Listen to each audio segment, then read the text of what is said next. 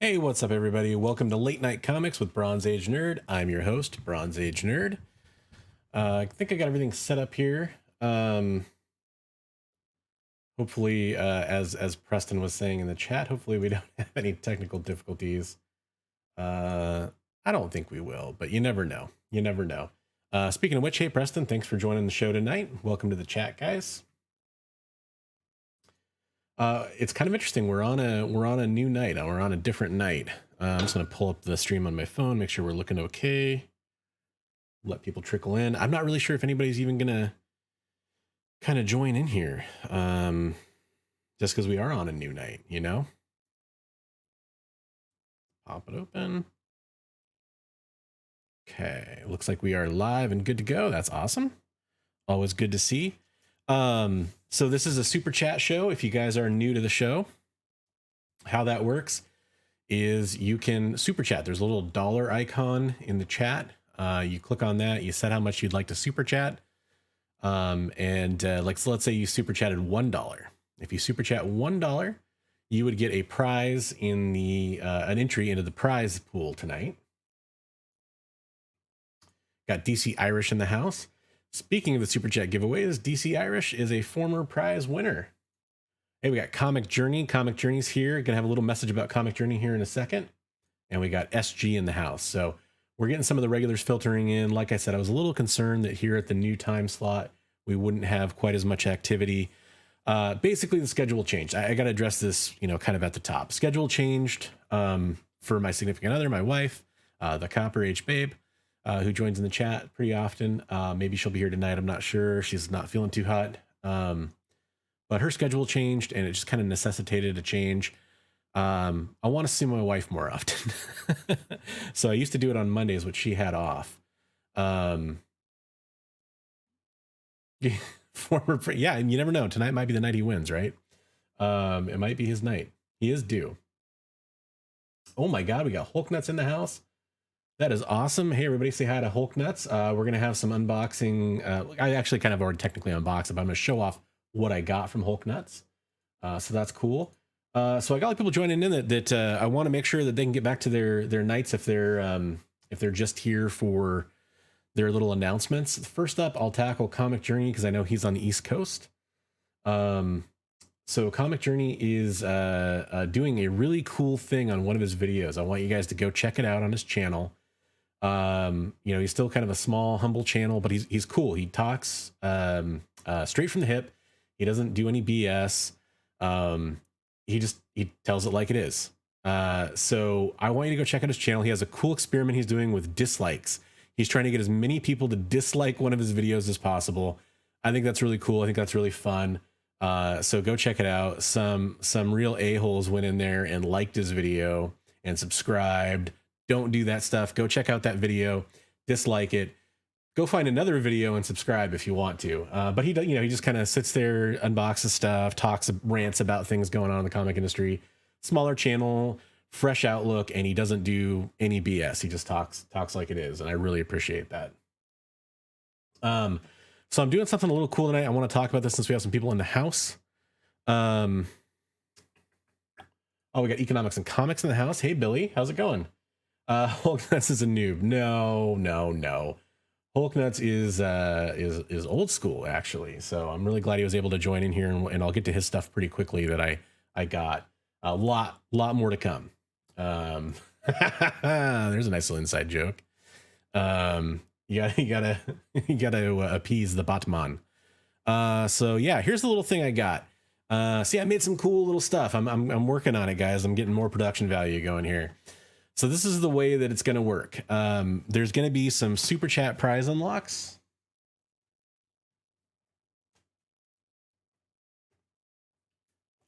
And the first prize,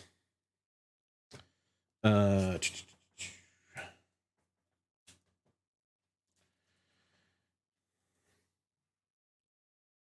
misplaced. Where did I put that? Oh, there it is. It's at the bottom of my Hulk Nuts stash here. First prize is something that comes to us tonight. It's donated by one of our sponsors, Dangerous Waters Comics and More. See the Dangerous Waters Comics business card there. This is a Tate's Comic exclusive John Tyler Christopher variant, action figure variant for, what was this, Rogue One #1. Last week I gave away the signed version. Here we have the raw or unsigned version, I should say. So that's the automatic prize you guys can get entered to win for the Super Chat. At $10, I will unlock a new prize. At $25, I'll unlock a new prize. At $50, and so on. Prize number 4, the $80 prize, is a 9/8 slab. So if we get up to $80, I get a 9/8 slab in there. Basically, shipping prices went up, so I had to kind of like scale the prizes to make it worthwhile for what I get from the Super Chats. And yeah, just kind of that's the thing. I think it'll be kind of fun. I like this kind of unlock approach. I think it's kind of cool. Let's see what you guys think. Yeah, Comic Journey asks you to please hate his video. Yeah, I did see how much they're going for. They're going for ridiculous amounts. I saw like 600 on the first copy. I struck out immediately. And didn't get one.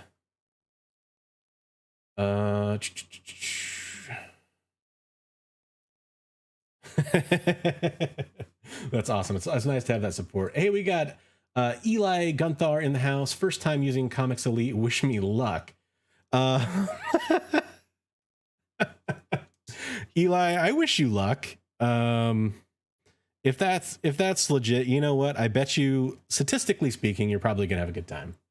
But thanks for the $5 Super Chat, and you are entered in the giveaway prize tonight. Good luck to you. Comic Journey sign ad for Preparation H.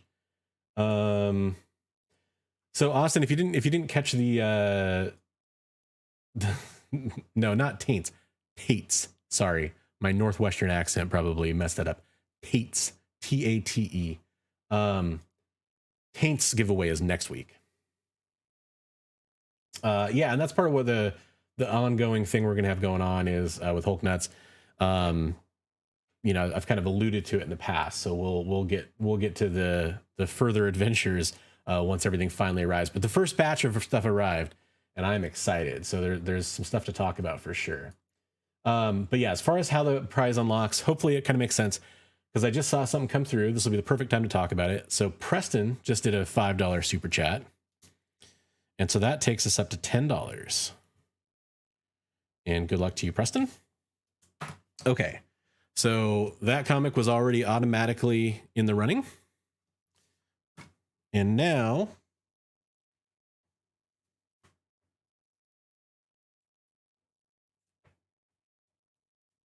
make sure I got my tier right here. Okay. So now that unlocked 3 additional comics.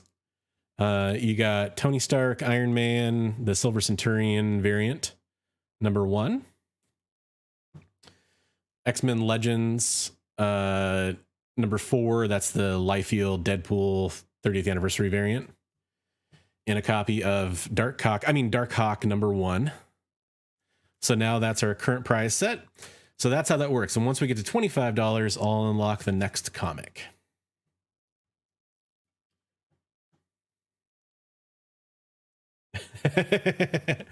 You know, this is the style of haircut that I had for a long time, and I wasn't able to go to a stylist for a while because I just didn't want to, because of COVID and everything. And so I finally went and got a real haircut that didn't suck, in my opinion. You guys might disagree, but there we go. I'm excited for you, man. It's a really cool thing that you're launching here. Hell yeah. Okay, so speaking of Hulk Nuts and having him in the chat here, let's get to that first. I'm gonna go out of order a little bit, just in case, you know, I know he's a busy man and wants to get up early in the morning and all that. Guys, I got cool stuff. If you're a fan of my booty cover of the week, I got something for that too. You may have already seen it on my Instagram, but I'm gonna re-show it here. And the black hole beard.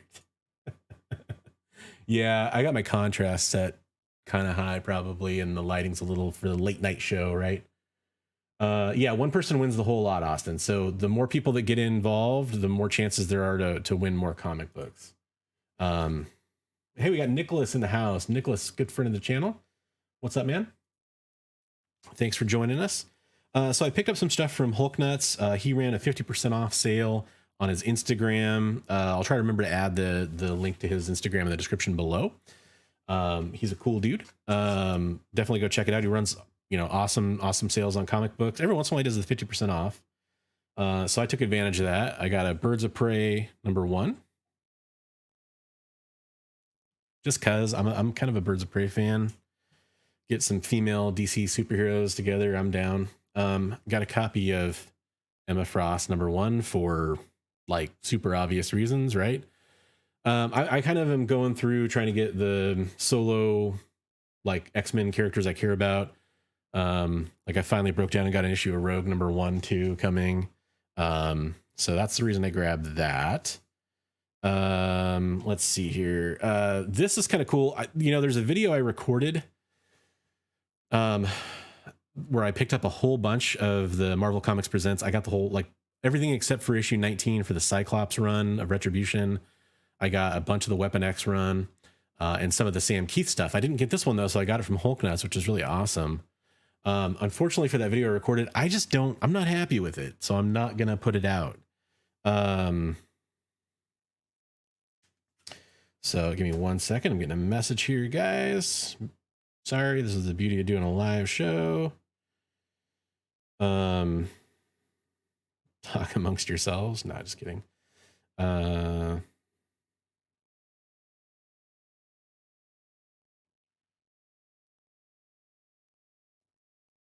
So, okay, that's dealt with. Just picked up this Wolverine comic book because I think it's a cool cover. I'm actually going to get rid of the super chat prizes for now. Focus on the comic books. Wolverine 34. I think this is on his sale. It was like $1, and I'm like, yeah, sure. You know, I like Wolverine. Getting the early Wolverine issues is fun. X-Force 4. I think this is the same thing. I think this was like $1. Just cool. You know, turn it sideways for you guys. I was actually just reading these digitally again. I haven't read them since they came out, and I was like, it's kind of neat, kind of cool. And then got Hulk 22, which is when you find out that Red Hulk is Thunderbolt Ross. So I thought that was kind of cool, and I always like to pick up Hulk comics from Hulk Nuts. So then I also got a bunch of slabs in from the thing we're working on. Some cleaning and pressing stuff, and we'll have more to talk about with that soon.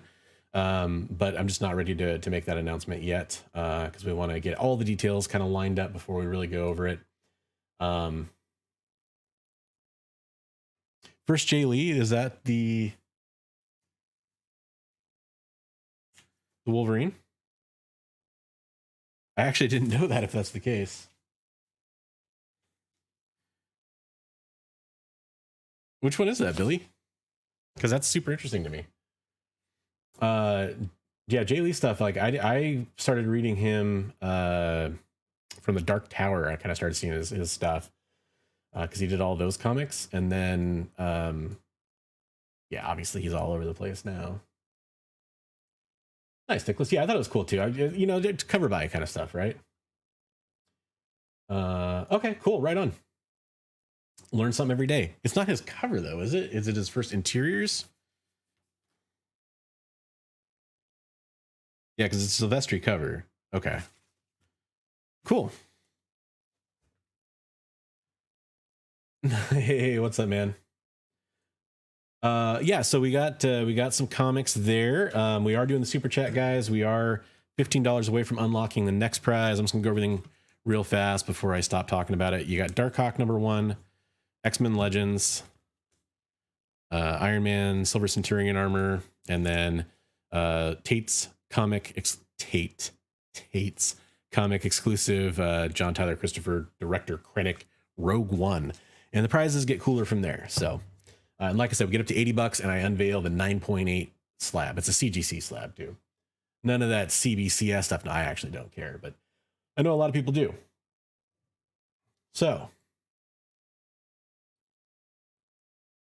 I want to unveil this booty of the week thing that I'm talking about. So I had already, I'm misplacing everything. There's really not that much here. How could I have misplaced this?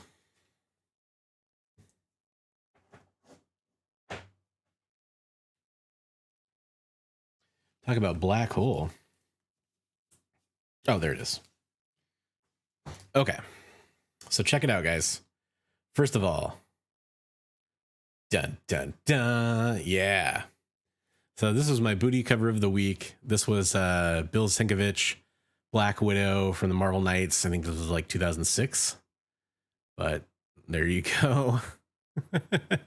Just awesome. And so that's my little new booty of the week thing. Yeah, first interior. That makes sense because I was like, that looks like a Sylvester cover. That's cool though. Yes. Well, yeah. Yeah, PGX, they get the rap, right? So we got a couple unboxings. I don't know. Ooh, hot take. I mean, they suck for different reasons. But you know, I mean, then again, every publishing company, every distributor, everything in comics sucks. Every YouTube channel has reasons why they suck. You know, these are the hot takes. So I just like having that up there, but we will say goodbye to Rogue. Goodbye, Rogue. All right. So first up, I don't know if he's in here. Let me see if he messaged me before the show, because I got an AOK, guys, and this is pretty cool. I think I know what's in here. There might be some other stuff in here, but if you don't follow Starset Comics on Instagram, go check him out. That is correct. He really does. Like, he really sucks. Literally.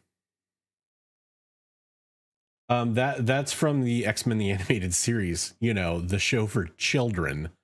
There's like a famous meme where Apocalypse is like coming up, like standing over her, and usually it's dad ass underneath the meme. Yeah, don't spoil it, but that's cool. I've heard a couple good things about it so far. Getting all the Bill memes in here. There's no cake in the box, but this is an AOK from a fan of the channel, Starset Comics. Also want to give Starset a shout out to Starset is in the military, so I salute Starset's service. They are in the Air Force, so really appreciate everything they do for us, and it's awesome that he wants to support the channel by sending the AOKs. Oh, that's awesome, guys. That just warms my heart. Hey. Here's your AOK. Love it. That, seriously, that's awesome. I can't believe that we're at this point where people actually like want to send me AOKs and stuff. Like, it's just weird, guys. I never thought I'd be to this point with this channel. That's I just never expected it.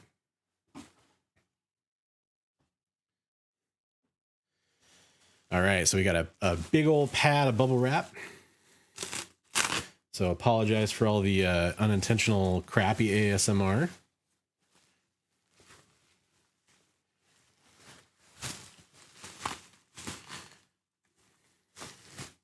Actually, going to see real fast how many people we got in here. 19 viewers. So we moved to a different night. Used to be Mondays. Now we're on Wednesdays. That's gonna be the same going forward.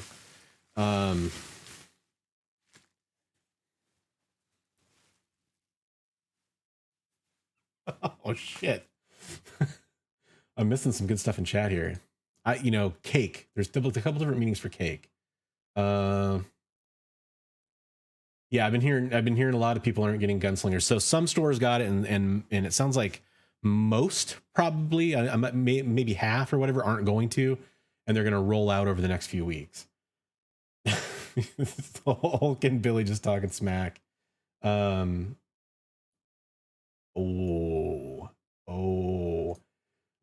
Comics talking about the paper shortage, but Hulk Nuts is talking about the hair shortage. So yeah, I did hear about the paper shortage. So that's something I actually talked about in last week's episode. Okay, Star. I don't know how this is in here. What are we doing here? Let's see if Bronze can figure out the packaging. And then cake is a lie. I almost fired up Portal the other night. It's funny you say that. There was a clean and jerk challenge. He crushed Reggie. Yeah, I could do like licking the oral microphones like Amaranth, huh? You guys would love to hear that, I'm sure. You guys even know what I'm talking about with Twitch and everything?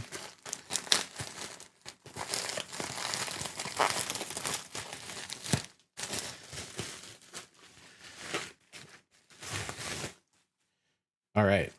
So yeah, here we go. Okay, so I'd already kind of know what was coming in here. And this is some pretty cool stuff, guys.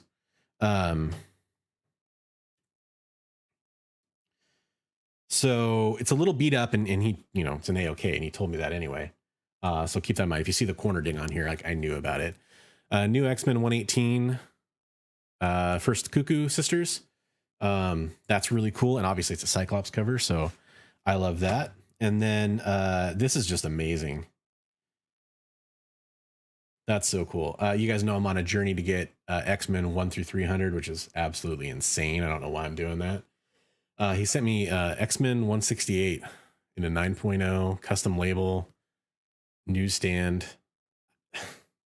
Dude, thank you so much, Starset. Hopefully you guys go follow him. He sells some comic books from there. Yeah, they need like links to his eBay auctions. That's just so cool. Just awesome Shadowcat cover. That is just neat, guys. Oh God, we do got Starset in here. No cake, sorry. Tortuga rum cakes are good options though. Hey, thanks for all this stuff, Starset. That is just so cool. You know, being a big X-Men fan, getting some X-Men comic books as an AOK. You did the same thing last time with some X-Men books. That is just really cool. I appreciate that. Thank you so much, man. Good guy. Go give him a follow.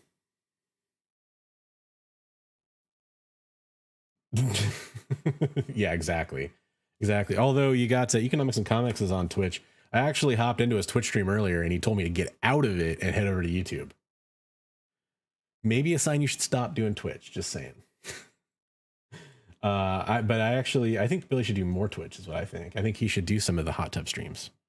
Yeah, super nice AOK, guys. That is, it's absolutely humbling to get AOKs like that. Like I've gotten a few now and I'm not, it's really tough for me to like show my appreciation for that to the level that it affects me. But again, I never expected that kind of stuff to happen. Thanks a lot, man. I appreciate it. Hey, K Titus in the house, guys. Go give Samurai Ken there a follow as well. He's a really positive guy. And I appreciate what he does for the community. Always shouting out channels that are, you know, trying to do giveaways or trying to get to the, you know, certain sub goals. And I respect that. So next up, final unboxing for the week. This is from IG Comic Store. They were running a little something, and I kind of DM'd them and got a couple books. And then that is it for the week on the unboxings. We'll go into the news after this. Kind of an interesting box. But I've had nothing but good luck with IG Comic Store. They're one of the few comic stores online I can say that I've had good experiences with reliably. You know, there's some that I just order once and never again. Try not to talk about it too much. And there's some that I ordered a bunch from and, you know, realized I probably never should have been ordering from them. And well, that's how that goes. Interesting. Can't even feel where the lip's at on here. Can't even feel where the lip's at. I wonder what the chat's going to say about that. Must be on this side.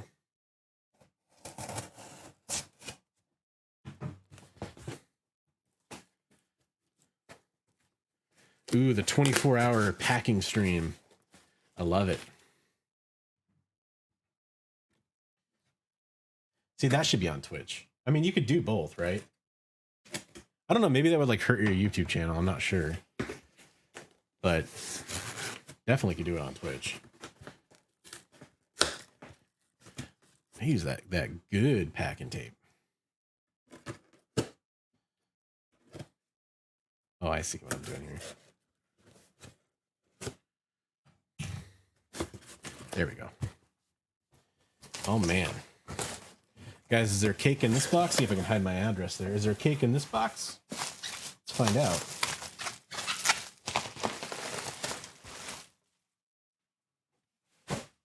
I'm so glad it's trash night.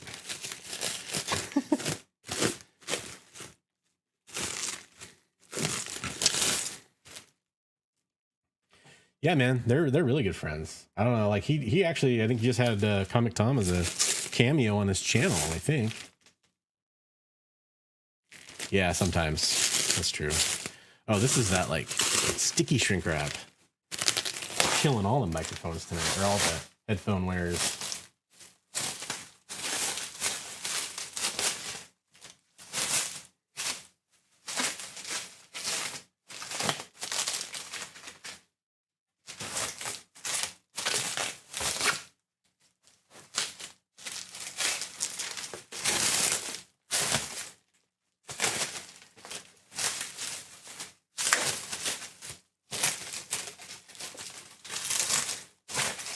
I think we're in the final layer, guys.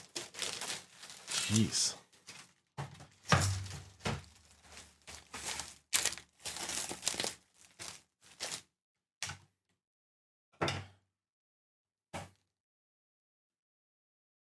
Yes, absolutely. That was definitely some news. All right. So first up, I'll show you the stuff you guys are gonna. Ooh, nice. That's a good present to give somebody. You guys can tell why I got that. In freaking Mylar too. Explains a lot of the screeching. Let's get it out of there to kind of show it off without too much glare. So yeah, I love the trading card variants. Absolute rock bottom clearance giveaway prices. Gotta love that. Yeah, I think Cyclops should be at 6 on energy projection, but hey, whatever.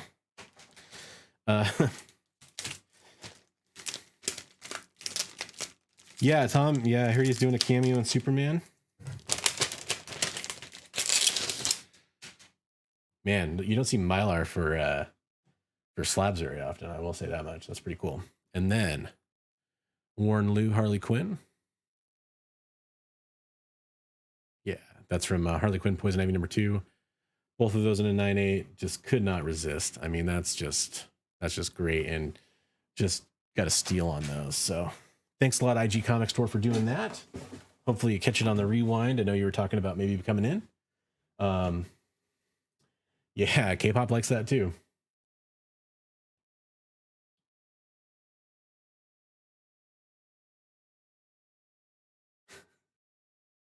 DC Irish has cool covers. I'm trying to catch up with the chat here, guys. Yeah, it's just some nice books. So there we go for the unboxing stuff. Very cool. I really just real fast, because I would like want to hopefully unlock these other comic books. Let you guys know about the super chat again. We're at that first level where we unlocked the extra comic books. There is some pretty cool stuff we'll unlock at prize level 2 if we get $15 more in super chats. So keep that in mind. And then it only goes up from there. So, and then again, $80 is a slab too. So keep that in mind. A 9.8 slab at that. Yeah, the Ivy's pretty cool. I actually have a raw of that. I picked up a raw of the Harley Quinn, and I really was hoping that when it came, it would be a 9.8, and it was definitely like at its best day, it was probably a 9.6. So I was like, and then I'll just probably sell that one off at some point, because I'd rather have the slab personally. Yeah, and then as a Cyclops fan, I know not everybody's gonna be jazzed about the other one, but I thought it was cool. I can't wait. I have the Nakayama. This may be a hint at what's coming at one of the next prize levels. I have a Nakayama coming. That's the Cyclops Nakayama cover he did. Absolutely, Comic Journey. So yeah, keep that in mind for the super chat prize, guys. And since I can and I made it, I'm really happy with it. I'll just slide that in again. So yeah, anyways. I might make a few more of those too. I don't know. I just thought that was fun. So let's switch over to some new. Let's see if I can break everything. Oh, hey, we got SG. SG's coming in with a $5 super chat. Thanks a lot, SG. I'm gonna get you down in the giveaway.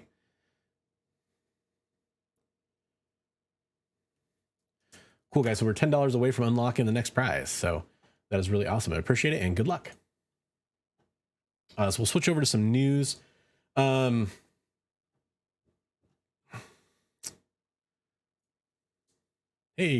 okay, as long as I move my head over here, that should be okay. So first up, I'm going to cover this news. Diamond picked up a grading company, not necessarily what you expect. You might think like, oh, you know, picked up a comic grading company or whatever. Nope. They picked up Collectible Grading Authority, which is a huge name in the action figure and I believe kind of a big name in the video game grading as well. I mean, you can see from the article, action figures, video games, dolls, and diecast. So this is something that I thought was kind of interesting. I'd be lying if I said I thought that it was groundbreaking. It's kind of like, so it partially smacks of desperation to me, and it partially smacks of kind of a business that is in trouble or you know, treading water, needing to do a diversification. That's pretty normal in business terms. So I know a lot of people were like, this is stupid, or, you know, this isn't going to save you. And that's could very well be true. But from a diversification standpoint, so the thing that's interesting about this to me is, if you're not familiar, that with Geppy Family Industries, they own a lot of businesses. And in fact, in researching this article, I actually didn't know that they owned E. Gerber. E. Gerber's who makes Mylite Mylar bags and fullbacks and halfbacks and all that stuff. They're fantastic quality products. I didn't know that they own them. That's actually news to me. But obviously, you know, Diamond Select and Gemstone Publishing. But the one to me that you know, a lot of people will talk about this for comic book related stuff, even though it's really not necessarily a comic book related thing, other than the fact that they're being a victim of their own failures, as far as having to lose some of their biggest clients when it comes to comic distribution. That same parent company also owns Hakes Auctions. And this is interesting to me from a conflict of interest or a market manipulation, buyer beware kind of a thing. So Hakes Auctions sells, well, you know, hosts auctions for video games and action figures. And now they're in the grading business. So they sell action figures, they grade action figures, and they do auctions. So this is something to really kind of keep your eyes peeled on when it comes to potential for market manipulation, in my opinion. And that to me is actually the most interesting aspect of this. Yeah, $10 more, guys. That's all it takes. For $10 more, you could find out what's going on in there. K-pop says that's perfection. They grade VHS tapes. Yeah, that's correct. And I mean, you know, think about it, like Star Wars tapes or Disney tapes. That's a pretty big deal. Yeah, I mean, never heard of them, but an auction house that's out there functioning. I mean, they specialize in items that, you know, we're not, as comic book collectors, I think we tend to gravitate towards other auction houses.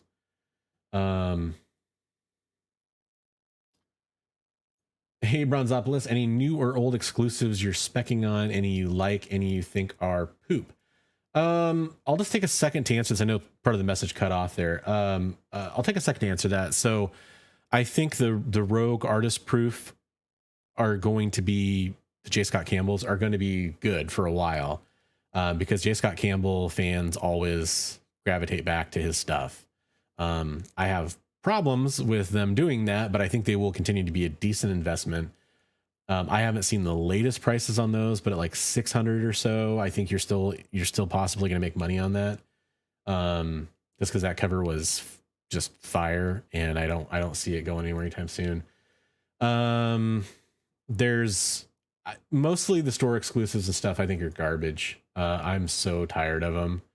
I think they're absolutely destroying. I want to say, I don't know if I want to say destroying spec, but they are like on new comic books, but they're making it less appealing. Like House of Slaughter, I have real concerns about House of Slaughter. I think Gunslinger Spawn's getting kind of hurt. Venom 1, Hulk 1, they're being diluted by these problems of too many variants. So I really have an issue with that for the most part. Are they really? So I'm not in the wrestling world, so that's surprising to me. Yeah, coins, paper money, you name it. maybe. Apparently there's some money in it.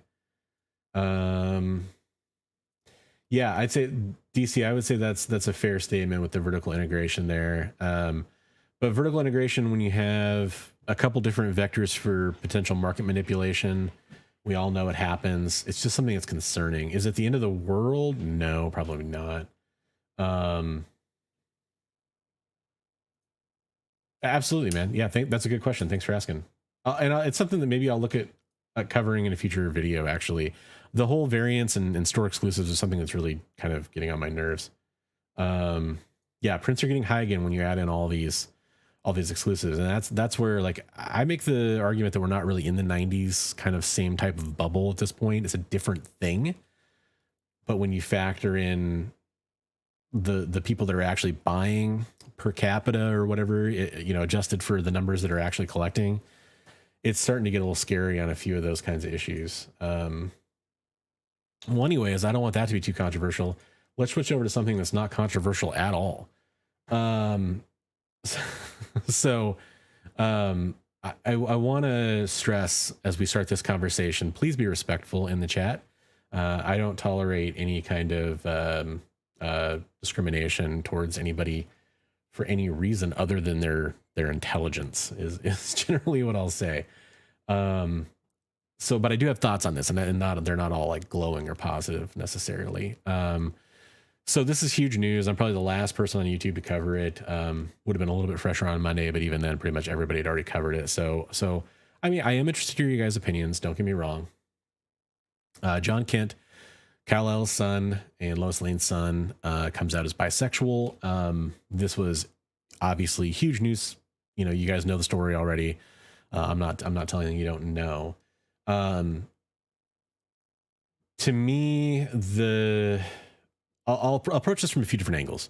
The first is for spec. I don't think there's any spec here. I mean, this book will pop up the day it comes out a little bit. Everyone that wants a copy will grab one. It's not going to be hard to find. People know about it well in advance, and it's going to be heavily ordered. I think if anything, his boyfriend Jay Nakamura,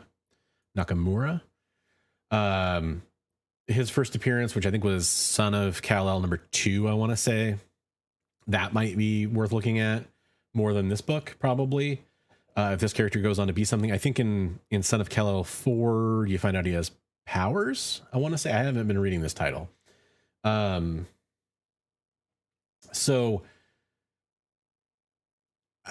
I think this is a big deal. I think that one thing I have to say about this is, to me, I've been kind of disappointed with some of the reaction from the fan base about this. And I get it.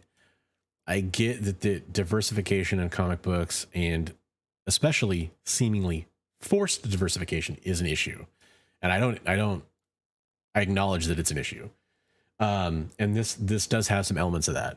And that to me is a bigger issue than what actually happened here. But I also have seen a lot of thinly veiled negative comments at the same time. And that does bother me, just from a personal perspective. A lot of "I don't care, but" kind of stuff. And that's, that people are free to their opinion, of course. Whether the most of us think it's right or wrong or whatever. That's totally fine.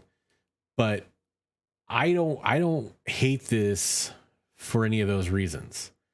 I do dislike it for one reason. And that reason is that, to me, with everything that happened with Tim Drake recently, with kind of a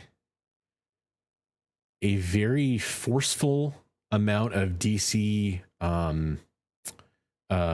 representation kind of being brought forth, it seems like it's very calculated and not organic. And I would prefer stuff like this to be organic.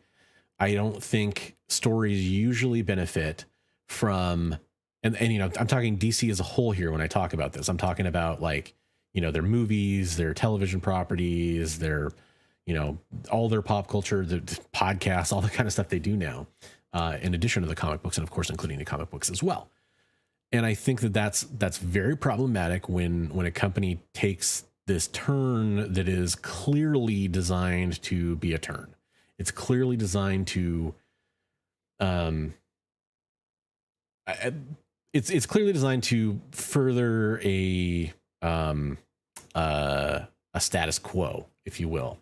And I don't care if half the characters in the DC universe are bi or gay or lesbians or any part of the LGBTQ plus. I'm sorry if I'm forgetting any letters, but the whole spectrum, that's fine. But it has to happen organically. And this comes at a time where it clearly isn't happening organically. It's clearly a decision that's, especially right after Tim Drake.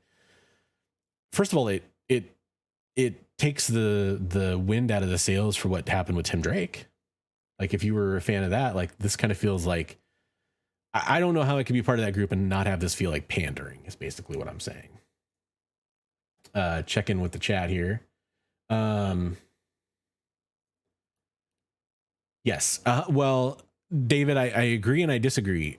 A lot of fans are acting like the Superman they grew up with is now gay. And that's the thing I keep hearing. And first of all, I mean, it's a small distinction.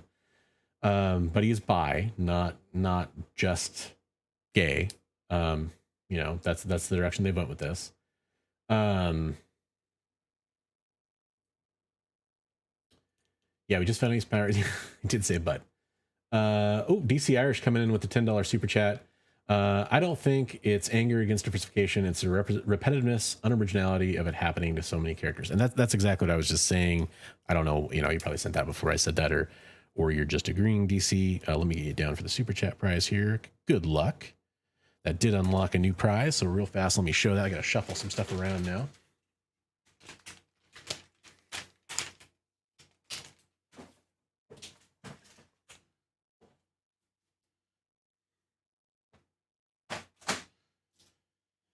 Get some boxes out of the way. So that unlocked.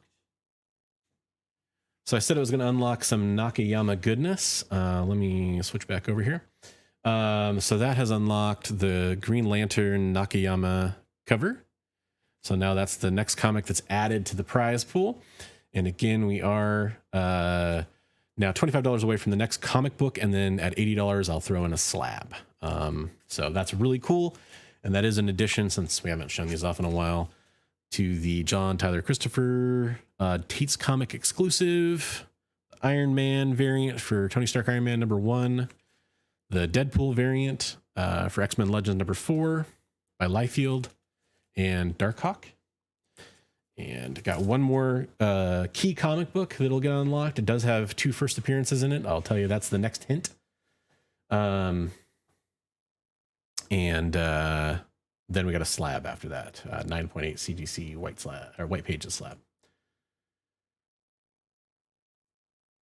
Yeah, I mean, people want to comment on that. I don't really think that's an issue. Pete, plenty of comic book characters have multicolored hair. Albert, it's manufactured pump sales. Yeah, it's well, it's manufactured. Whether or not it's just a pump sales, like, the reason any comic book business does anything should be to create sales. I think there's a possibility that this is coming from a place of wanting to have more stories being told in that space and more representation, which is potentially noble. Um, but I don't know if it's just to pump sales. It could very well could be. It's probably more likely that that's the case. But if that's the case, then doing so much of it in such a short span of time to me harms the idea of that.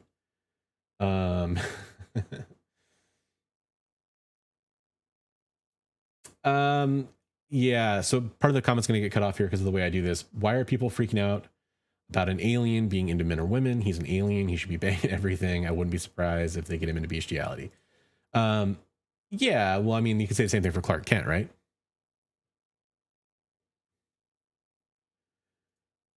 The artist just left because he was tired of this stuff from DC. Interesting. No, I did not see that actually.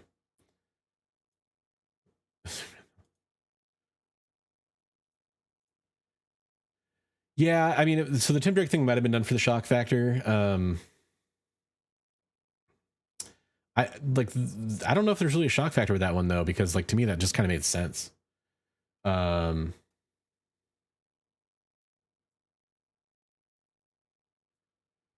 So David, I'm not going to put it up because there's a spoiler in what you just said.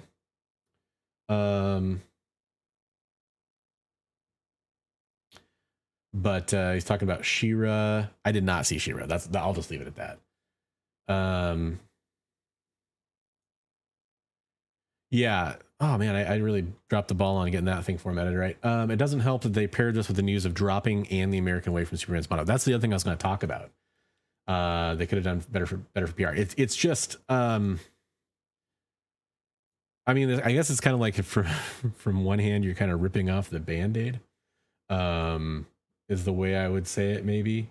By the way, I got to get you down for super chat before I forget here.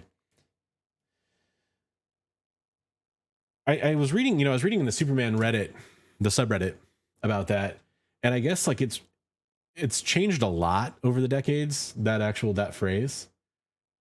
Oh no, it's all good, man. I can't tell though because a lot of people really are serious about that kind of stuff. Yes, 100%. Yeah, they let it be known, which kind of tells you that it's a publicity thing. Yeah, that's true. It could be a good story. I mean, there's a lot of stuff going on in that comic book. The other thing I was going to get into is Dean Cain's comments about this.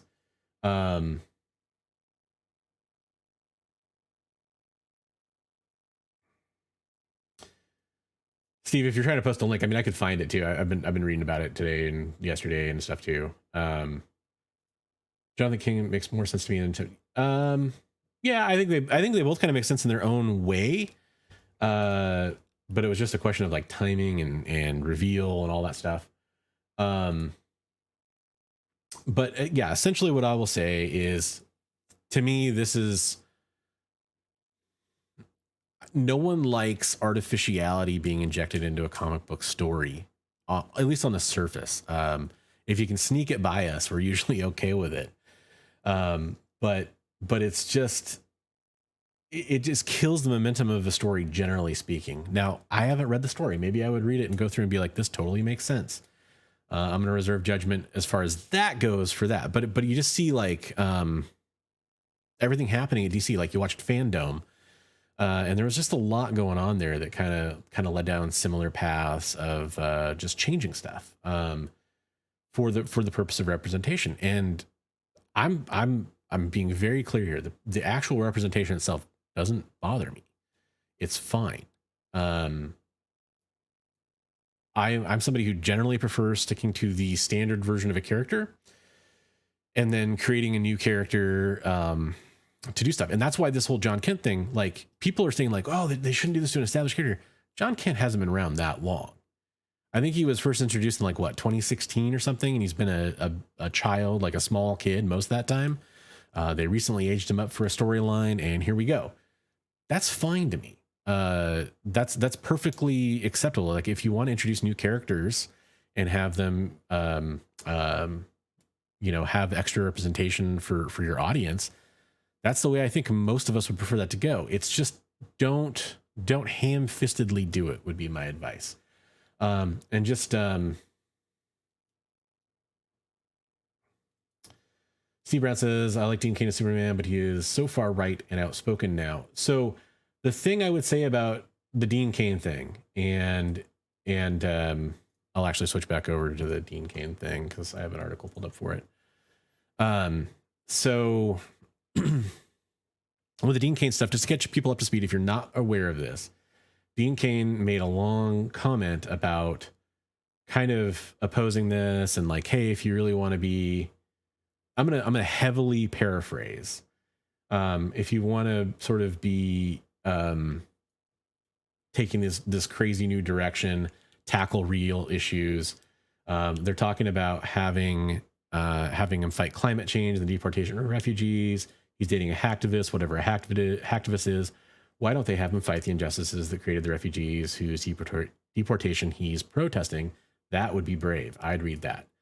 And then this is, I will say this is kind of funny, because whether you agree with all this or not, I'm not really wanting to open Twitter right now. Tom Taylor, who's the writer of the current series, did say, why don't they have him fight Dean Cain? That's actually a big part of the story we're telling. Glad Dean thinks it's brave and he'll be reading our Superman, because that is part of the story that they are telling. So that's pretty funny. But this article, which is from Screen Rant, goes on to criticize. It appears Dean Cain is perfectly willing to criticize comics, but he's not willing to read them. It's not the first Superman writer that has responded to Cain when he expressed a viewpoint that was fundamentally wrong. It's slightly disheartening that one who portrayed Superman, champion of all humanity, would be so quick to judge and disparage. Oh, sorry, this was the part I was looking for. Almost every previously released issue of Superman, Son of Kal-El has answered Dean Cain's criticisms in some form. Okay, so here's the thing. The part they don't address, either in the reply or any of this, is the main thing he says, though. And I will say this. He said that they're bandwagoning and saying Robin just came out as bi. Who's really shocked about that one? The new Captain America is gay. My daughter in Supergirl, where I played the father, was gay. I don't think it's bold or brave or some crazy new direction. And that's what I'm talking about with just kind of this... I don't know if I'd use the term bandwagoning, but this just sort of like, I would say like almost like artificial storytelling. Which, to a certain extent, of course, all storytelling is artificial. I realize that. So comic chameleon daughter says, this is bad. I am gay and I think it's gay. Okay. I mean, fully welcome all opinions. As she says, if you want to buy the book, buy it. If not, you don't buy it. That's just it. It is my opinion. Yeah, and I agree with that too. I would just say that this has become kind of part of the larger conversation about comic books. It kind of ties into Comicsgate a little bit. It kind of ties into kind of this backlash against wokeness. Yeah, and I that's the point I'll agree with. Like, it didn't surprise me, and I think it's kind of okay from a certain perspective if you are brave in your storytelling when it comes to how you do it. But yeah, Tim Drake has been around for a while. It is kind of a change. I think it's totally okay for Jon Kent to go in this direction if done correctly. That's the big caveat, and it's one you can't lose. It has to be done correctly. I don't know that it has been. Time will tell. I think a lot of people have a lot of opinions about it, and I respect all those opinions. I respect the people that, I respect most of those opinions. There's some I really don't, to be honest. I want to make sure. I think I had another topic I wanted to talk about. Oh yeah, the other topic I want to talk about. Let's make sure I pull up an article about that. If people have more things they want to say about it in chat, I definitely will be willing to talk about it. I'm just disappointed by some of the nature of some of the comments I've seen, because they feel a little thinly veiled to me as far as what's going on behind them. But I also have serious issues with the way it's being handled as well. Who's a good source on this?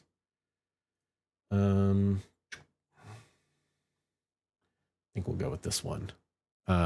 So this is the other bit of news I wanted to talk about too. Marvel fans celebrate the casting of Will Poulter as Adam Warlock in Guardians of the Galaxy 3. Of course, we've known that him / Adam Warlock was coming for a long time. It's just becoming redundant. They keep trying to cater to us, and they're degrading good characters, just make something new. Yeah, I think that's what most people want. The only other thought I would say that I have about it is, at a certain point, it becomes clear that it's disproportionate to what reality actually is. If every other character or whatever has to have an angle to their background or to their makeup that is part of diversification, and then it becomes a little bit like, oh, I probably am using this term wrong, but to me, kind of tokenism, I guess. And as far as like, I just mean like token as in like, it's an artificial little token that we're like giving to that group. That said, I know there are people that truly appreciate, having that representation of comic books. So I hope it's good for those people. I hope that they support that character that they're interested in, if they're interested in that character, and it's good for them in the long run. And I hope that creators find more organic ways to tell these stories. That's kind of my general thought on it. Anyways, when it comes to Adam Warlock / him, I think most people have been pretty positive about this casting, or indifferent, or wait and see, which is the right approach to have, probably. I haven't seen much negative backlash, which is kind of the gist of this Yahoo article, obviously. So I think that's very interesting. It's kind of nice to have Adam Warlock cast. So here's what I will say about this. I'm going to switch over to the main cam.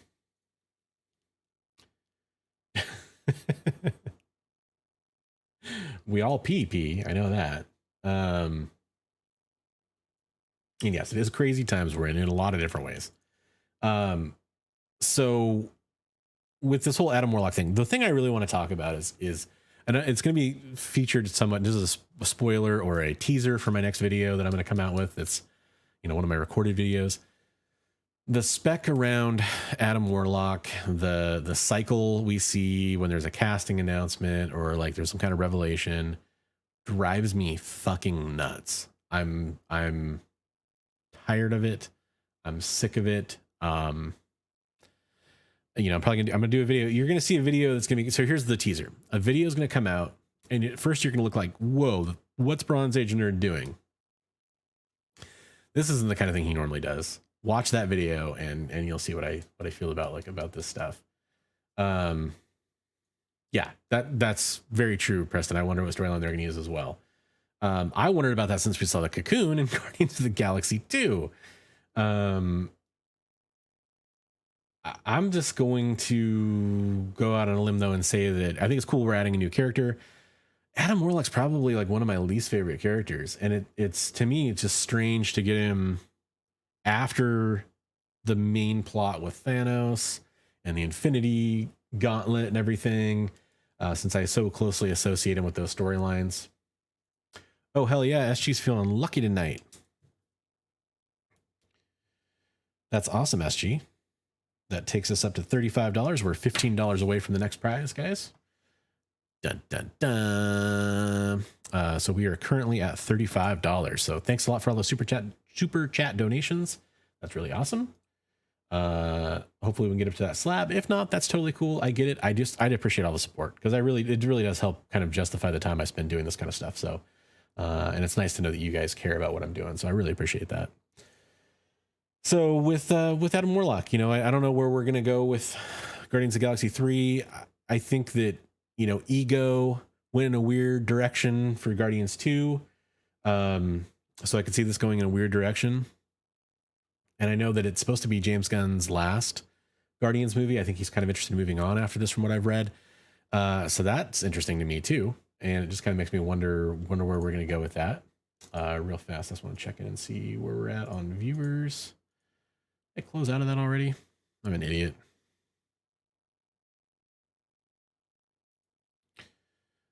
Open that back up. And you know, so if he's going to leave, he brings us kind of a certain kind of magic to those stories. Okay, looks like we got 24 viewers right now. So we're kind of back up. About 30 is kind of usually where we're at. So to those 24 of you that are in here, I appreciate it. I appreciate you taking your time out of your late night Wednesday to kind of spend some time with me. Yes, that's the other thing I was going to say is Magus. I see Magus coming as well. That's where you can kind of get some interesting storytelling involved. And then of course, if we get more of the cosmic characters, which we will, we know we're going to get to, you know, Silver Surfer, obviously. You get some super chats in here. Thanks, guys. Comic Journey is in for $5. Damn you all, he's winning this week. So guys, if you don't know, he's got a problem. So if you keep doing super chats, he'll keep doing them. So keep doing super chats. You got Economics and Comics in for $2. I appreciate you, Billy. Thanks a lot, man. And yeah, absolutely. We all have them, right? So, oh, thanks, man. Better shirt this week. Yeah. Mandalorian. I get made fun of for wearing the shirt a lot sometimes though, but I like it. It's a cool shirt. This is the way. I want more of that show. But as far as the spec stuff that goes with this, it's pissing me off. It's just this pattern that just keeps repeating over and over and over again. It keeps getting more and more ridiculous. I'm tired of lists and people pumping up these books and trying to get them out there. And, you know, sometimes I feel like if you can't beat them, join them. Right. But I'm not gonna turn over to the dark side. Gonna keep doing it this way. Maybe it's not as exciting to the masses, but to those of you that do tune in and watch, hopefully you find it more cerebral than just spouting the same books over and over and over again.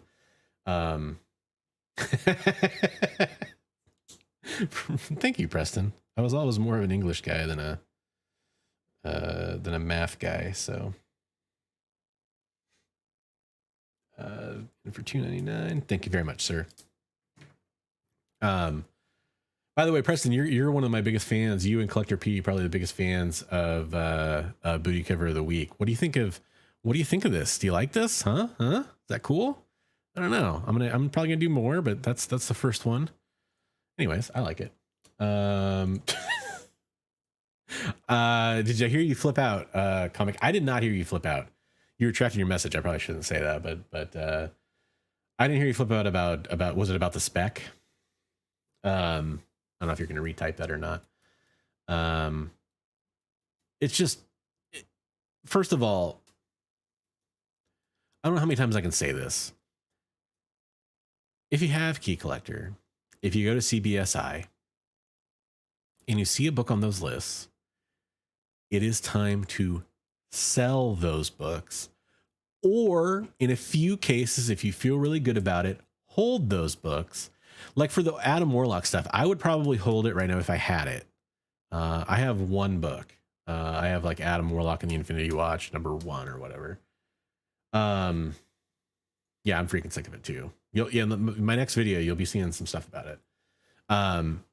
So if you have those books, I would say hold them until a trailer comes out.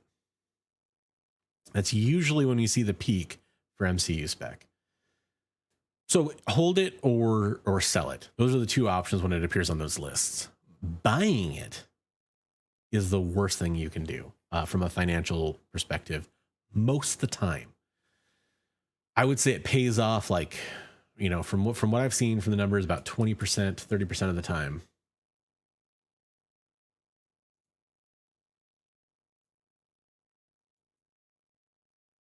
Yeah, that's true. Collector P, not P Collector. Collector P, kind of like Master P, right? So that's the time to sell. That's the time to hold. If you're looking to buy these comic books, here's the trick. Think about a character that isn't in the MCU that we don't know is coming to the MCU, but is popular. So this is like a magic trick, guys. Think of it in your, like, so this is late night comics. I'm kind of doing like a late night comic show. Pretend I'm the great Kreskin and you know, I'm using my mental powers. Okay, think of a comic book character that has not appeared in the MCU that is pretty popular. Put out the positive energy. Put out the positive. Yeah, buy that comic book. Buy their first appearance. Because they're coming to the MCU.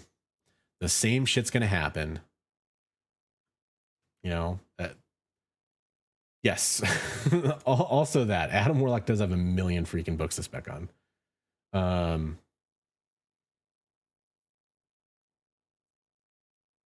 Yeah, that's mostly my thing, Jo. By the way, welcome to the show. And are you? I don't know if you're in the Northwest, but I see you're wearing a Blazers hat. So shout out, I'm in the Northwest. I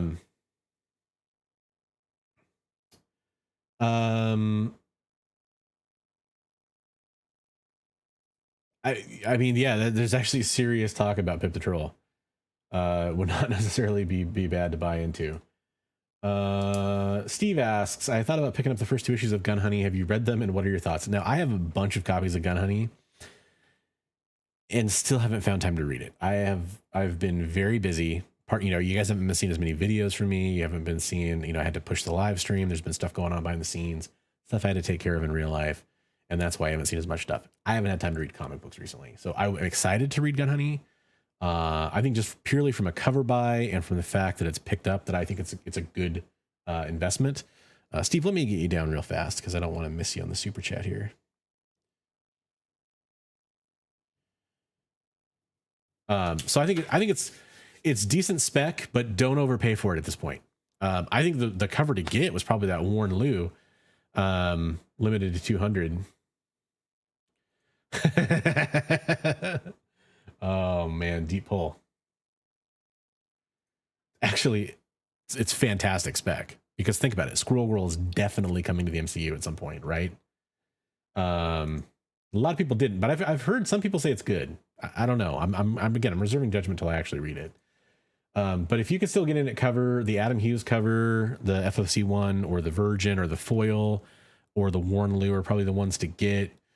Maybe one of the ratios, like the Sienkiewicz ratios or whatever, for one. Rumor has it. But hey, we did get to $50. So that means we unlock the next book. And I did say it was a key. So real fast, I'm going to go over all the other stuff because we're getting near the end of the show, guys. So unless somebody drops the hammer, we're not going to get to the slab. So Darkhawk #1, you know, relaunching the title. I believe there was a first appearance in that as well. Don't quote me on that. X-Men Legends #4, the Liefeld Deadpool cover. These are all super chat prizes, guys. Tony Stark, Iron Man #1. This is the Silver Centurion variant. Tate's comic exclusive. That's Star Wars Rogue One #1, the John Tyler Christopher. And you've got the variant, the David Nakayama variant of, oh my God, am I going to blank on her name? Jessica Cruz as a Yellow Lantern. Really cool. Green Lantern Annual 2021. And we just unlocked another DC book. Infinite Frontier #0, which is like, I don't know, there's like 2 or 3 first appearances in here and an origin, I think.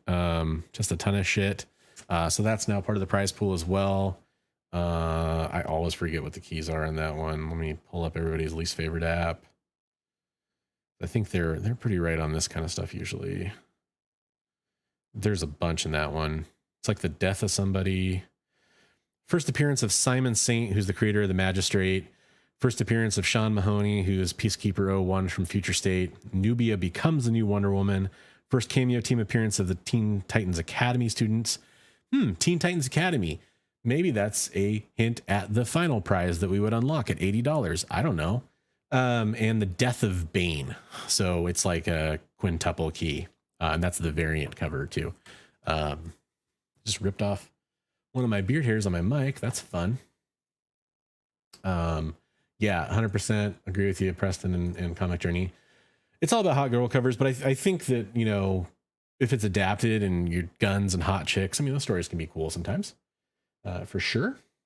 I started watching Kate on Netflix, and that's kind of, I don't know about hot chick, but it's, you know, female assassin type story. And those stories are kind of hit or miss for me, but that one seemed like it's going places. I haven't finished it yet. So we got 27 people in here. So let's give everybody a little bit more of a shot at the super chat prizes if you guys want to donate for that. Otherwise, we'll do the giveaway here in a second. Any questions in the chat? You know, if you have beard tips you want, if you want to know about my thoughts on Turok, if you want to know about how I feel about booty covers, if you have any questions about crap of any kind, let me know.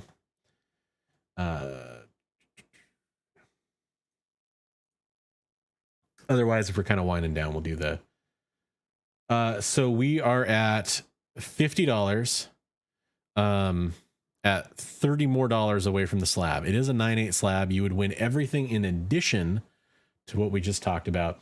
So I kind of had to figure this out, and I'm still playing around with it, but considering shipping prices went up, the last time I shipped out a prize, it cost me $17 to ship the prize. $17 in shipping, just shipping. And you guys got to know one other thing about the super chat stuff.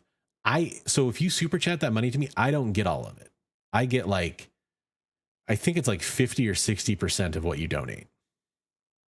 Maybe it's a little bit more. I haven't gotten my first payment yet from YouTube.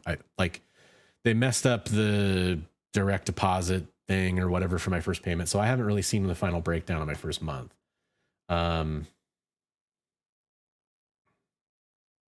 So that's why the prices for the super chats had to go up a little bit, because I have to make something on it. And I can't just give away 9/8 slabs because most of them I can hold on to.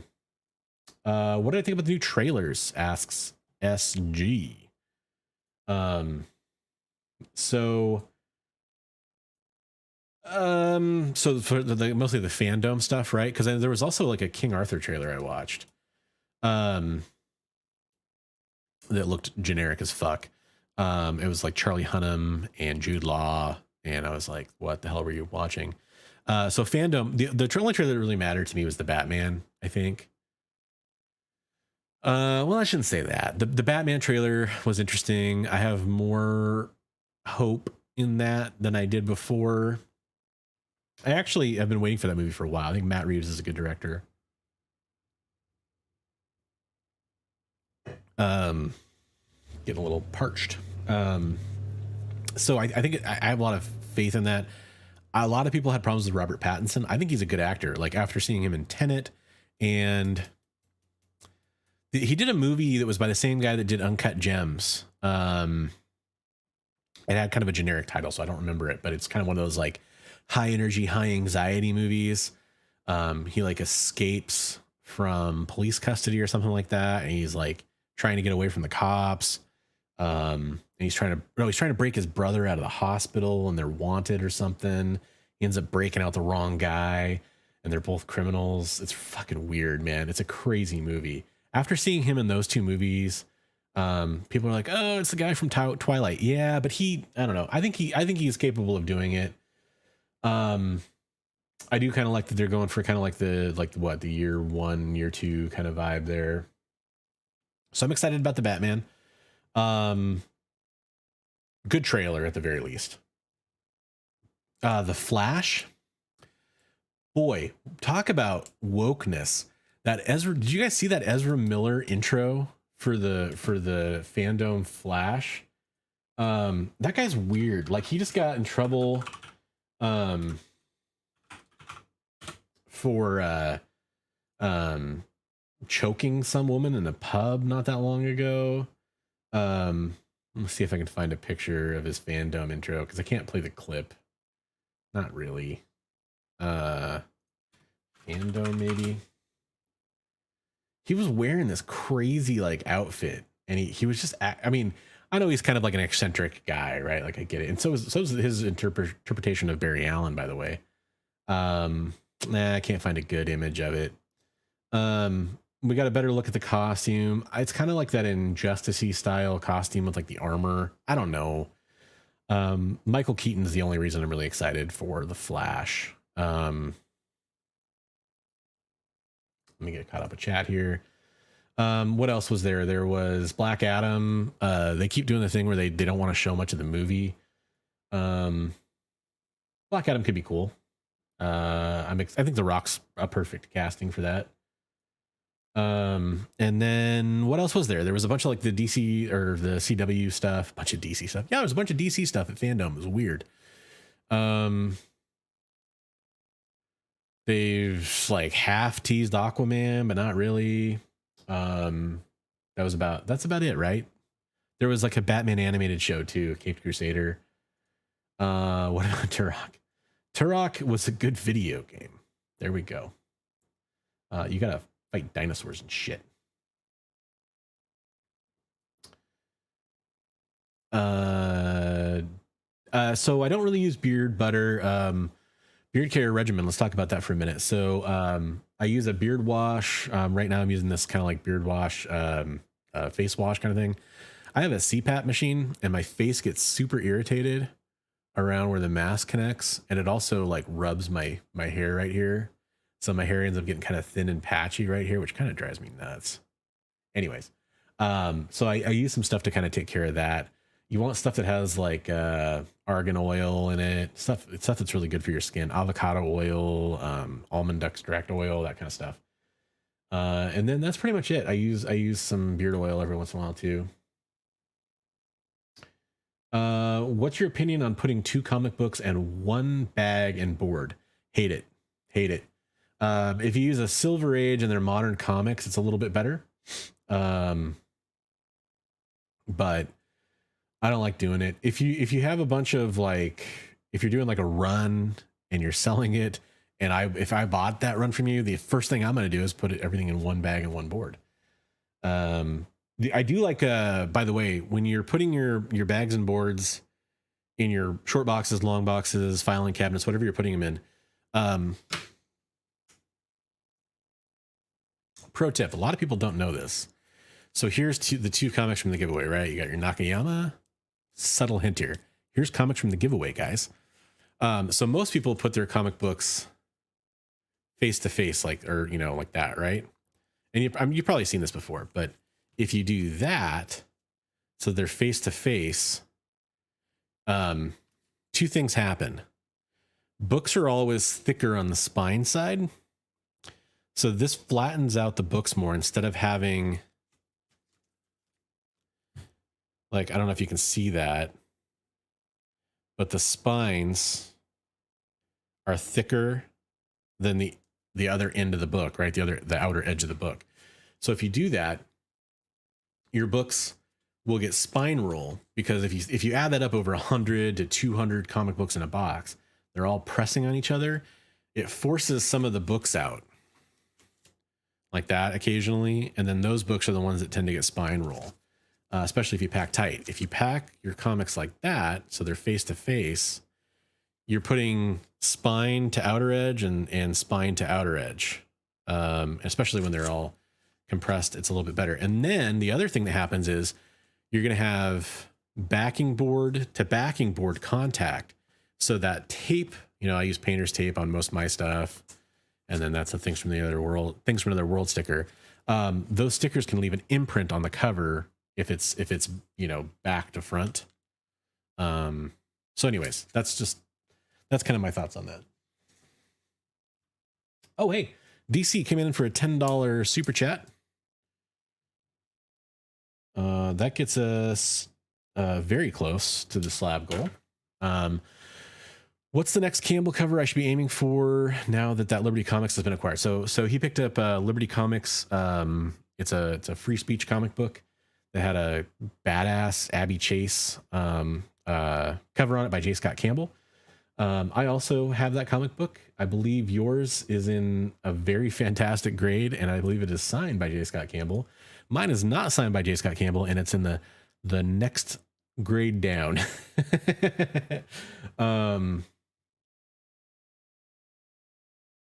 So the next one I would go after if I were you.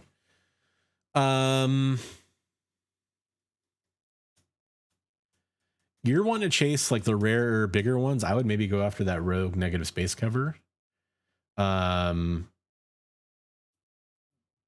That or go after some of his early Gen 13 stuff. You can't go wrong there. I don't know what you have, so that's kind of makes it a little bit more difficult. What do you think about J. Scott Campbell always drawing the same face and same body covers? I think it's super lazy because he's better than that. It doesn't really bother me because a lot of artists draw similar faces and similar bodies for, wow, ton of geese going by overhead right now at my place here. Yeah, a ton of artists do that. It doesn't really bother me. It's so the thing I've always said about J. Scott Campbell is either you love it or you hate it because it's stylistic. It's kind of like Joe Madureira. Joe Madureira did the same thing. I like Joe Madureira's artwork. A lot of people don't. I totally get it. Hey, what's up, Azores Tiger? It's great to have you in here. Thanks for joining the show. I appreciate it. Another great X-Men fan. You missed some cool X-Men unboxings. Pattinson does have range. I agree with that 100%. Every time I move the chat, it goes a million miles an hour. Did a movie that involved the 9/11 towers. Oh, really? What movie was that? Is it? Okay, that's what I wondered, man. I saw a trailer for it that like it was like a new upload to like WB's channel or something. So I was like, is this some new movie? Or did they just not release it or something? Yeah, yeah, he got paid, that's for sure. I don't think I watched Devil All the Time. I did watch Lighthouse. Lighthouse was very good. Lighthouse was disturbing as fuck. Have a good night, Preston. You're probably long gone by now, but that's awesome. Jojoba oil. I have not heard of that.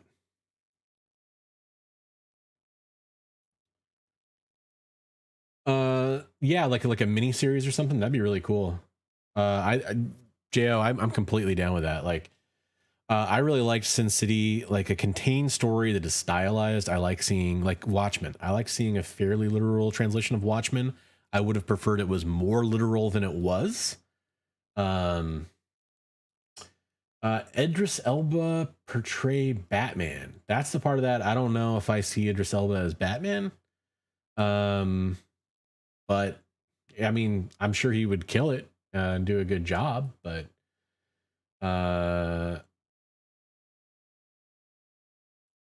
nice.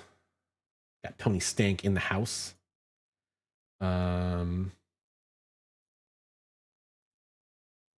Steve, thanks for the super chat. I appreciate it. I'm laughing because I don't really do that. I don't really do the spec thing. Although if you keep your eyes peeled, I might have a video coming out soon that might be interesting to you. So I made one spec video that's like, this is what you should buy. I made it like 7 or 8 months ago, and it was about G.I. Joe comic books. And no one watched it. First of all, because my channel is very small. It was smaller at the time. No one really watched it. Probably because no one cares about G.I. Joe spec. It's the only thing I can guess. I don't really love doing that. So it's kind of what I said earlier in the show. Think about a character that's not in the MCU, that has not made an appearance, that is popular, that is think of the most popular character you can think of that hasn't been in the MCU. And depending on your budget, you could go after X-Men 1, you could go after the first appearance of Wolverine. Those are obviously extremely high budget books, but if you have that kind of budget, they are going to go up when X-Men gets announced. They seem like they're ridiculously high right now, but they will go up. Especially right at the beginning of that announcement. Then maybe they'll fall off because everybody's already into those books or something, but I doubt it. It's possible, but I doubt it. You still will make a quick buck if you sell right away. For sure. Then think about like She-Hulk. She-Hulk has not appeared. Well, her books are already crazy expensive. Yeah, but they're going to go up as soon as a trailer drops. People were specking on him and Adam Warlock before that announcement came, and the book still went up. So just think about that. Hey, thanks, Mr. McComb. Mr. McComb, I don't know why I'm being so formal, Mr. McComb. Michael McComb in the house. Michael McComb is an awesome artist, especially he's talking about stylistic artist approaches.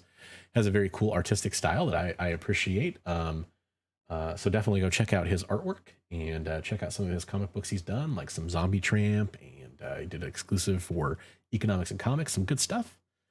I do mess with J. Scott Campbell and Joe Mad though. Yeah, absolutely. Yes, absolutely. Compelling allegory. I agree. Oh my God.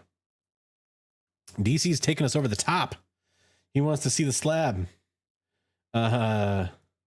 I didn't think we were going to get there.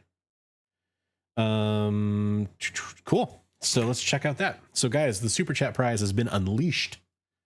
I'm going to go over the previous prizes.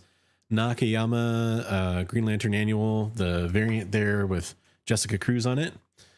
And then the quintuple key Infinite Frontier 0, Death of Bane, first Peacemaker 01, first guy that created the Magistrate, first newbie as Wonder Woman, Tate's Comics exclusive, Rogue One, John Tyler Christopher variant with director Krennic, and then just some cool variant covers I liked. Tony Stark Iron Man, Liefeld X-Men Legends 4, and Darkhawk, not a variant, I guess, but that's the A cover for Darkhawk, some modern spec there. You know, I mean, might pay off. And then we've unlocked the slab.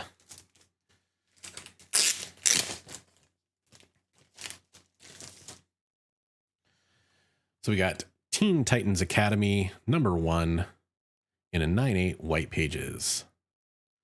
Kind of early iconic Red X cover there. So, you know, just in case anybody wants to see the back. Hey, there's another Superman. Wow, so many Supermen. So there you go. So good luck. Thanks, DC Irish, for entering in. As well as to everybody else who's entered in already.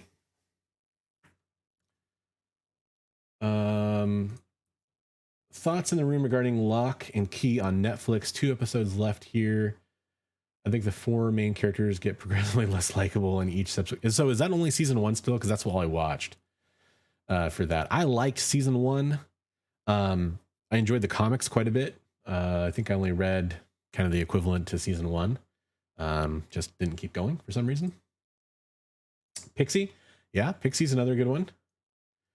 Yep, and Laura Kinney X-23, another huge one. That comic book is through the roof expensive, that NYX comic book, but still, you can still go get it for cheaper than it's going to be. It will still go up. It's not hard. That's the thing I want people to know. It's not hard. The hard part is you see those lists and you go, oh, shit, I saw that at my LCS. I can go grab it for whatever they're selling it for now. Or I see it on eBay and it's going for the price that, you know, it's not through the roof yet. It's at the price that it's supposed to be. It's only $800 or whatever it is. No, that's the time to sell or maybe to hold if the trailer isn't out yet. Buy those comics before they show up on those lists. And you might go, I don't know how to do that. How do I do that? Just again, think of a character that isn't in the MCU yet, like the examples that are in, you know, Comic Journey says Ghost Rider. Okay, we'll check it out. That's the Robert Pattinson 9/11 movie. Ghost Rider, there's another example. Absolutely. You know, Azor's backing him up. It's not that difficult, believe it or not, to think of those characters. Yep.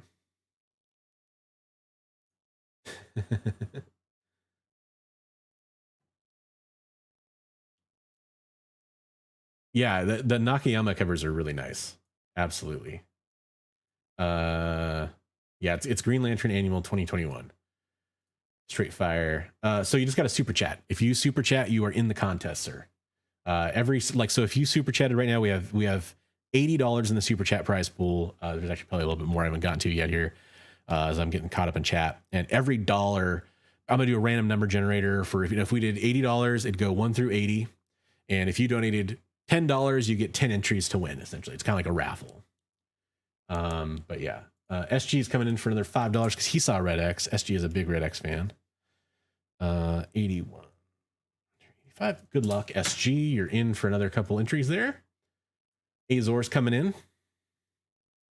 That's smart. You do want to try to beat Comic Journey. Good luck to you. Thanks for joining in. And I appreciate you hanging out in the chat. Superman should be gender neutral. He doesn't kill humans with his super sperm. Oh, how doesn't he kill? Sorry, how doesn't he kill humans with his super sperm? Yeah, that's the age old. Was it Mallrats? How is it like a shotgun blast or a spine? Blade is another fantastic one. We know Blade's coming.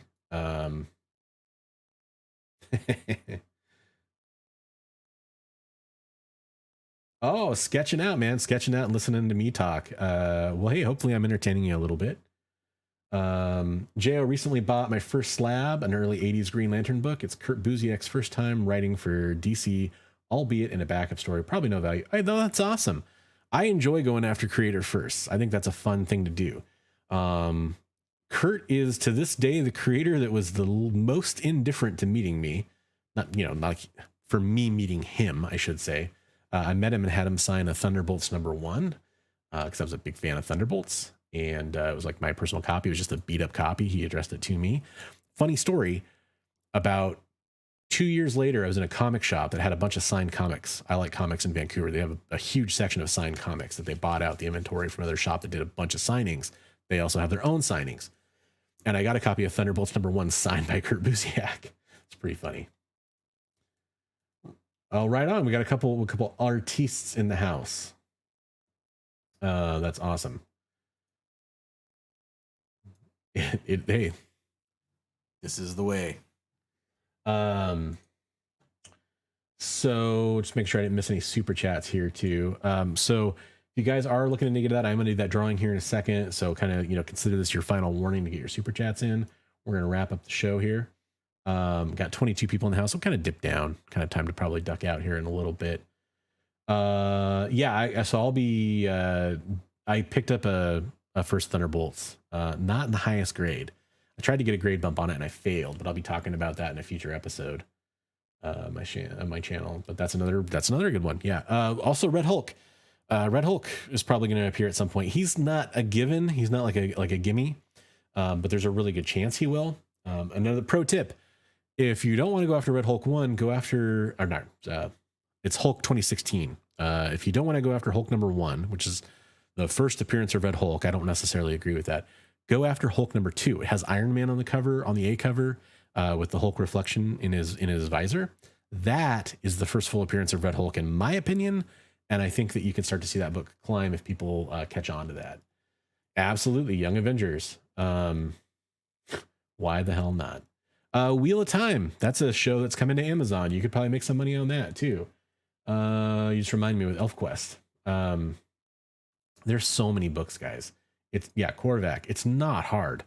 I'm trying to just pull other ones from my example. Like to make those lists is so easy. And this is the thing I'll briefly get. So get your final super chats in. This is my final little mini rant. I've talked about this before. A lot of the stuff you see, the point is to get you to go to eBay and buy it. Okay. Do you understand that? The point is, especially if you're looking like a key collector, there's a little eBay link. They want you to go to that link, hit it, head over to eBay and buy the comic books because they make a percentage off of that. And so that's why you have hot 10 lists. And it's not just key collector guys. You can do the same thing through CBSI. They have affiliate links to eBay to go buy the comic books, and they make money off of that. So if you think about it, there is a clear conflict of interest to get more keys that people want to buy, and also to target keys that are widely within people's price range and available on available on eBay. Because if they say if they said like, hey, X-Men 1's the key to buy, X-Men 1, buy X-Men 1. Well, sure, if one person buys X-Men 1, they get a good percentage off of that. But not a lot of people are going to click that link to go buy X-Men 1. They're going to price watch it. They're going to hunt for a while. Very few people have those kinds of funds. If they say, what's that shit? The scroll that they're trying to push right now with that shitty Fantastic Four cover. I can't remember the issue number off the top of my head. It's just got a big 4 with the Fantastic Four around it in the middle of the cover on a space backdrop. That comic book, there were, tons of copies of that available at a low price. So a bunch of people went and bought it on eBay. A lot of them saw the alerts on Key Collector, click the link, and then they go buy it. That's what's going on. I'm not saying that's all that's happening there. I'm not saying Key Collector's evil, but you need to know that that's the point of what they're trying to do. So, yeah, anyways. Super Scroll's a good one, but I don't know if you were talking about what I just talked about. No, it's like Pridos, or I can't remember his name. Actually, I need to go look this up because I'm talking about it soon in the video, so I have a note on it. And I don't want to look it up on my phone.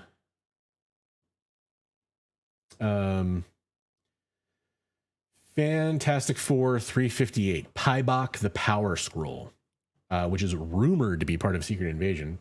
Look, here's my point on that one. I'll give you a teaser to my next video. If you think Pybok the Power Scroll is going to be a huge deal, do you know a scroll that's more popular than Pybok, more of a big player in the Marvel Universe and the MCU already? Talos the Untamed. Talos the Untamed. Do you know how much Talos the Untamed's first appearance goes for these days? Like $5. And he's definitely coming back too, by the way. So just keep that in mind.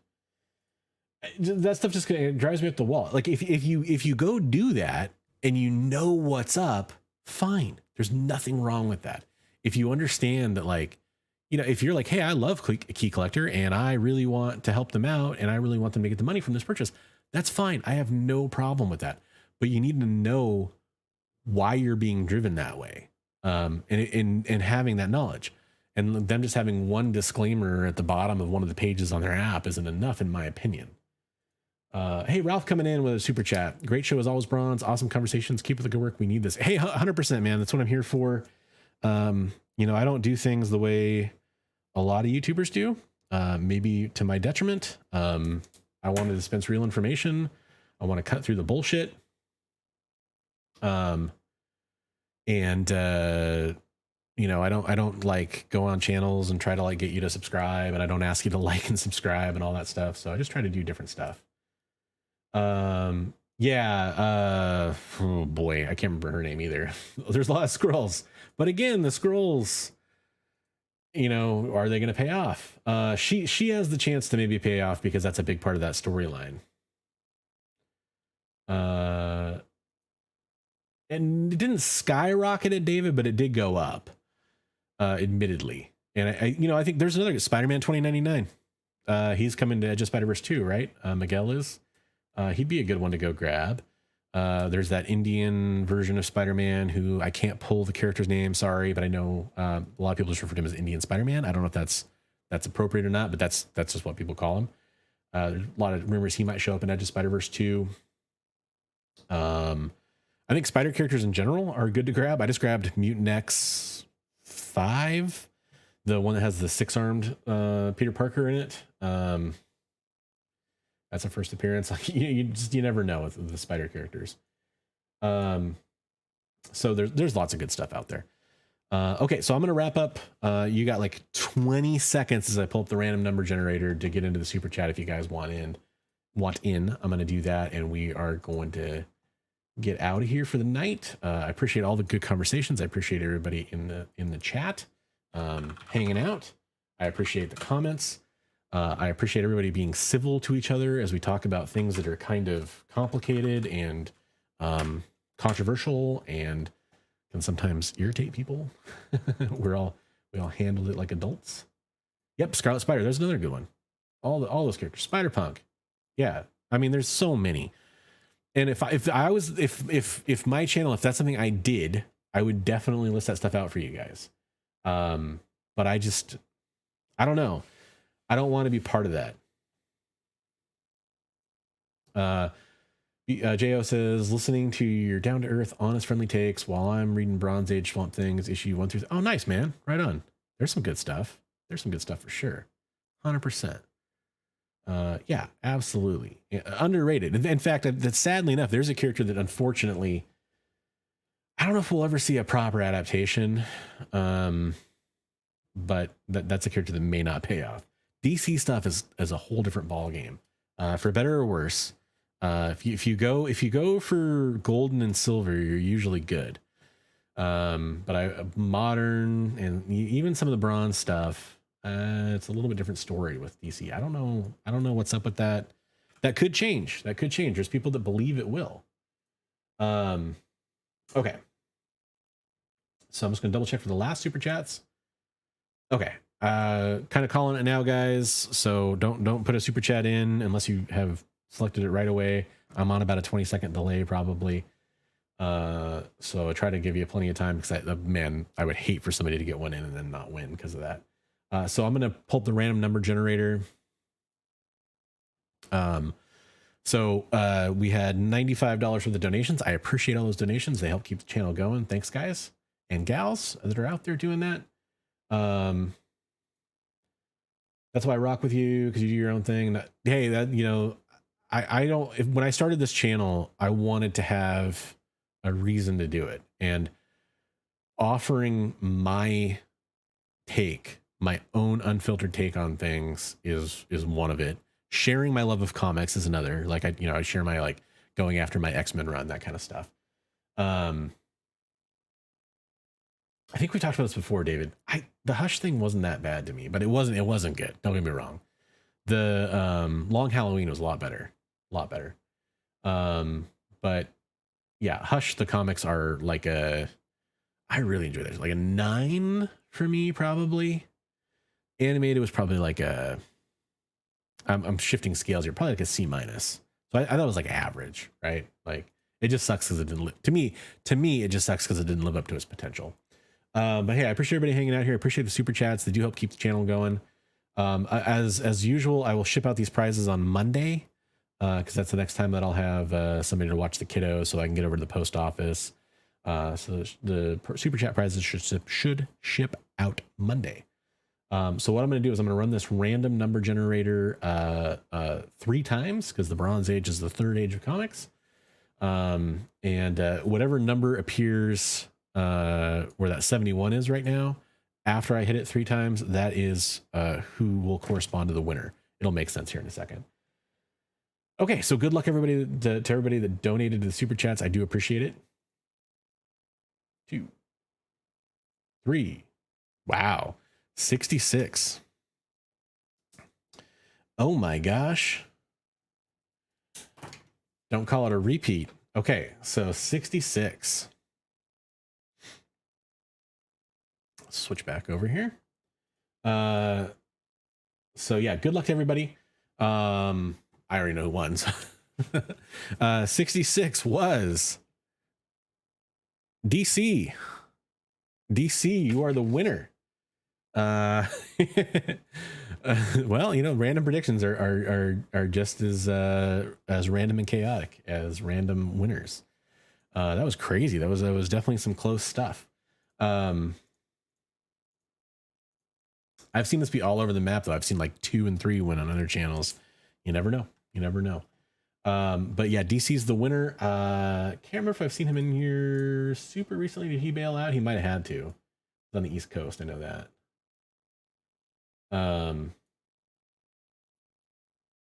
So, got Mojo coming in. Mojo, you're coming in at the end of the show. What's up, man? So I don't think he's in here. Maybe he is still, but congratulations.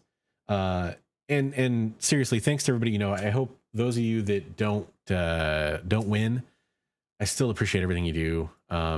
If you keep coming in and you're regulars, you'll win at some point. Hopefully it's about supporting me and the channel to some extent. I do like to give away cool prizes. I promise as those donations get more and more, I do try to find cooler and cooler prizes to give out. It is stuff that's basically from my personal collection. Some stuff has been donated to the channel specifically for these giveaways by Dangerous Waters, my sponsor. You can use code BRONZE10 to save 10% at dangerouswaterscomics.com. That's where the Rogue One comic came from, but all the rest of the stuff is actually my stuff that I'm giving out. So hopefully you guys think that's cool. By hair. Yeah, absolutely. I'm glad you're still in the show, man. Congratulations.